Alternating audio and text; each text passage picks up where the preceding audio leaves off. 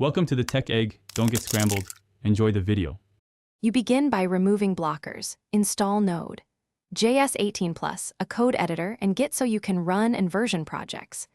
Learn modern JavaScript features, async/await and promises, because contracts and dApps talk to JS. Once done, read the essential Ethereum concepts: accounts, transactions, gas limits, and wallets so you understand why on-chain calls cost time and money. Make sure to create a test wallet and fund it on a testnet right away to start experimenting. You now move into practical iteration. Scaffold a project with Hardhat or Foundry so you can compile and deploy locally. Write a compact ERC20 or ERC721 contract and create automated tests in JavaScript or TypeScript. This speeds feedback and prevents subtle bugs. Once tests pass, deploy to a local node, then wire a minimal front-end using Ethers JS to connect provider and signer. This demonstrates the why behind payloads and signatures.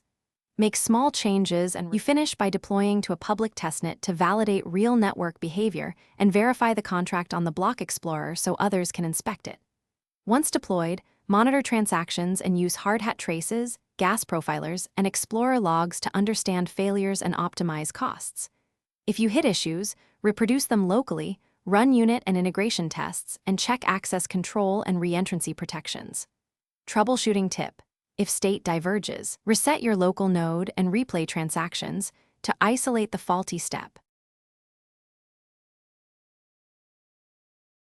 Thanks for watching. Consider subscribing if I helped unscramble your problems.